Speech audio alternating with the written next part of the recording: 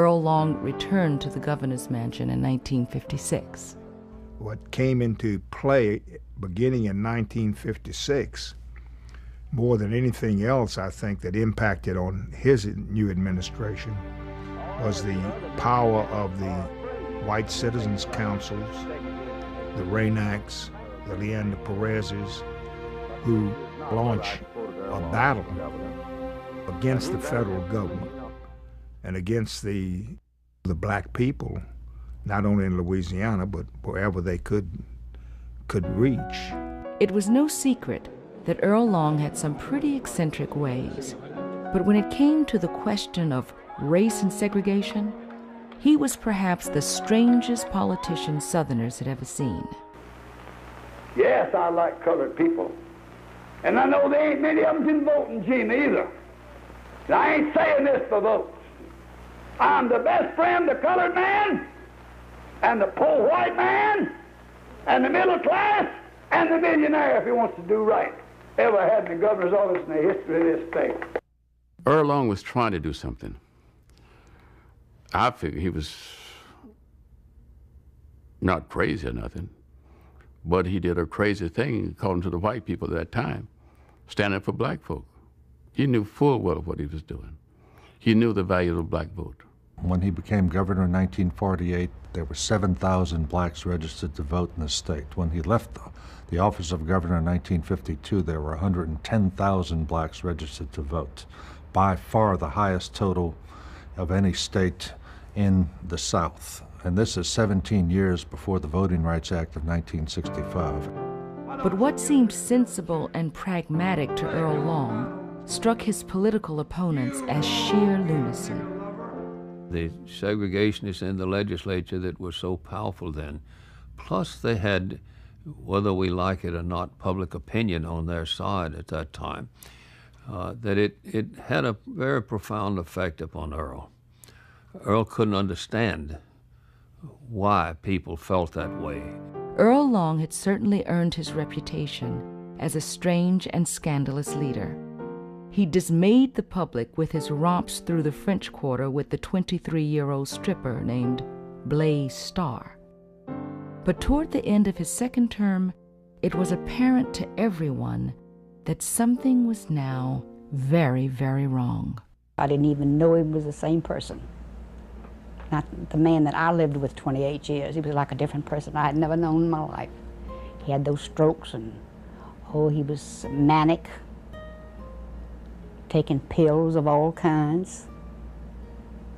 I just couldn't believe that anybody could change like that. Many things were changing for the ailing governor. Gone were the days when he could drive through the legislature, big spending programs and steep tax hikes. Now he faced a tough and growing opposition. When I was in the legislature, however, I was not for Earl Long's administration. As a matter of fact, we had put together a group in the House we called the 34 Club, which is how many votes it took to defeat a tax, and we defeated all the girls' taxes. Natural gas, sulfur taxes, we defeated all the girls' taxes. In perhaps the most devastating blow to Earl Long's political power, segregationists worked to revoke black Louisianians' right to vote for the second time since Reconstruction.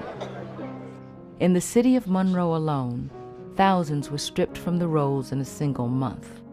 Leading this effort were powerful white supremacists Leander Perez and State Senator Willie Raynack. I believe that this segregation must be maintained throughout the width and breadth of our great state. I think that issue and those people alone were the things that caused Earl Long's mental condition to deteriorate to the sad condition that it finally got. Finally, in 1959, the governor's growing rage and frustration were released in an unforgettable tirade in front of the legislature and the public. We don't need you. We don't need Earl Long. We don't need any sapsucker, but some red-blooded, decent, high-caliber men to hold this colored question. For 2 hours, Earl Long hurled insults and acrimony at his enemies. They were sitting right next to the rail on the side of the house and just staring at him, like, you know, just this intent, almost, I guess you could even call it an evil stare, certainly a malevolent stare. And he kept glancing over there, and he kept going, and finally his speech started to falter, and he went over the top. Eventually, he had to be escorted out of the legislature.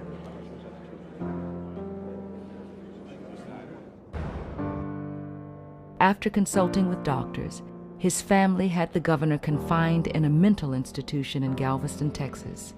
2 weeks later, he was transferred to an asylum in Mandeville, north of New Orleans. Earl Long, remembered as the governor who had done so much to provide better care for the state's mental patients, now joined their ranks. Nobody knows until they go through something like that. You just don't know. It's just horrible. It tears you apart to see a person who's been a friend, that's done as much as the man did for the state, to be remembered in most cases in the minds of most people by what he did at that moment. In the eyes of the nation, Louisiana's governor was just plain crazy. But not everyone saw it that way. I thought some parts of that speech, even though it was the crazy part, was a pretty solid expression. A.J. Liebling, the astute reporter for the New Yorker, observed, and he was there at the time, Earl was actually making a civil rights speech, which was a unique phenomenon in Southern politics for that period of time. Crazy or not, Uncle Earl still kept his wits about him, enough to maneuver his way right out of the hospital with the help of a few political allies. You know, as governor of this state, I have diligently tried to be the governor of all the people, and not just a handful of the people. Now, had I done that, I'd be the finest man that the Picayune, Leander Perez, and the scandal mongers have ever known. Instead of you hearing about strip teasers, instead of you hearing about call girls, instead of you hearing about Uncle Earl crazy, I want you to take occasion to take a good look at Uncle Earl. If I was crazy in Galveston, if I was crazy in Mandeville, I'm still crazy. That much was plain to everyone. The governor's condition continued to worsen. Still, he